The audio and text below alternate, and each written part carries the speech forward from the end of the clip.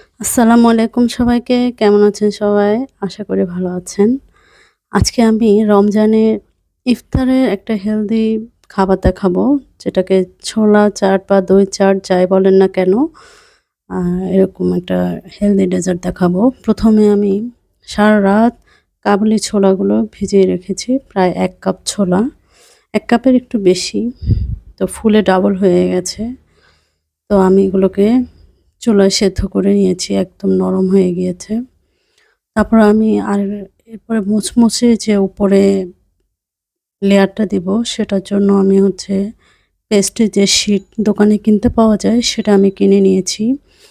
তো ওটা উম ভাজার প্রায় ২০ মিনিট আগে নামিয়ে ফ্যান ছেড়ে দিলে এরকম খুলে আসবে। তো আমি ডিপ থেকে নামিয়ে এরকম ১০ মিনিট ২০ মিনিট আগে নামিয়ে রেখেছি। তারপর আস্তে, আস্তে টান দিয়ে আলতো হাতে খুলে নিতে হবে। জোরে করলে আবার ছিঁড়ে যাবে।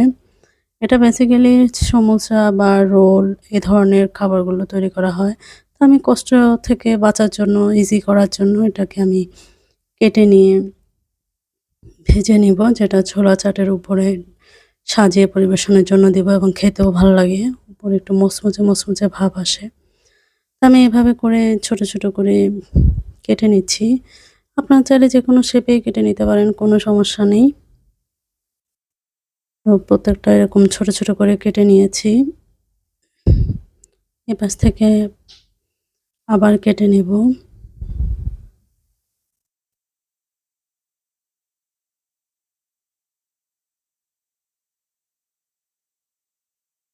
এরকম করে খুলে, খুলে দিতে হবে যাতে কোনো রকমে আটকায় না থাকে। এরপরে তেলটা ভালোমতো গরম হলে লো থেকে সামান্য বেশি হিটে রেখে আমি মচমচা করে অনবরত নেড়ে, নেড়ে আমি ভাজতে থাকবো।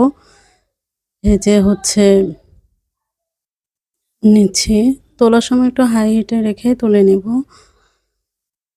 এরকম একটা কালার আসলে বুঝবেন যে এটা মুচমুচে হয়ে গেছে, যেহেতু এটা একদম পাতলা শিট।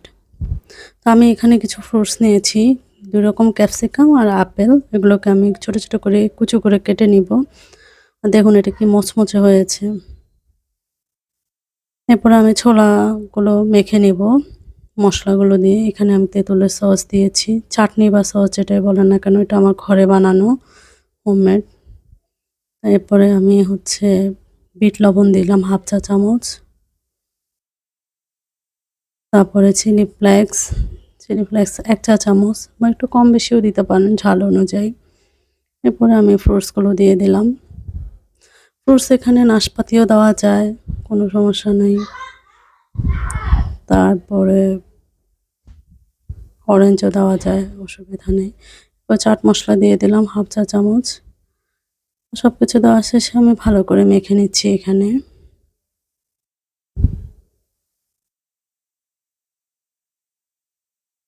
দেখেন কি সুন্দর করে একদম কালার এসছে এবং এটা ইফতারের জন্য খুবই হেলদি একটা ডেজার্ট বা খাবার যাই বলেন না কেন। এরপর আমি কিছুটা আলু সেদ্ধও দিয়ে দিচ্ছি। তাহলে আরো খেতে ভালো লাগে। ভালো করে মিক্সড করে নিয়ে আমি রেখে দিলাম। এরপর আমি এখানে টক দই নিয়ে নিচ্ছি ২ কাপের মতো। টক দই, এটা আড়ঙের টক দই যেটা পাওয়া যায় সেটা। এরপর এখানে আমি কিছুটা চিনি দিয়ে দিচ্ছি। ৩ চা চামচ দিয়েছি। আপনারা চাইলে কম বেশি দিতে পারেন। একটু বিট লবণ দিয়ে দিলাম সামান্য পরিমাণ। এটাকে ভালো করে মিক্সড করে নিতে হবে। একদম ঘন একটা ব্যাটারের মতো হবে ফেটতে, ফেটতে। দানাদার যেন না থাকে, একদম ভালো করে মিক্সড করে নিবেন।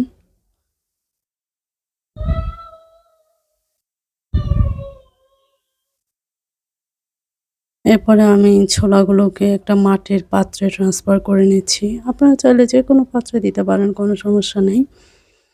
আ এটা এরপরে আমি উপর থেকে দইটা দিয়ে দিচ্ছি। ২-৩ বার ১ম দইটা দিয়ে আমি ভালো করে সবগুলোর সাথে মিক্সড করে নিব। এরপরের লেয়ারে আমি উপরে ১ লেয়ার দিয়ে এরপরে মুচমুচা শিটগুলো দিয়ে দিব।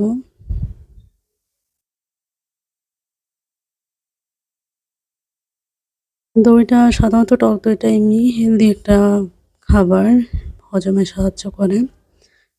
তারপরে আমি উপর থেকে মুচমুচে যে শিটগুলো ভেজে রেখেছি সেগুলো আমি দিয়ে দিচ্ছি।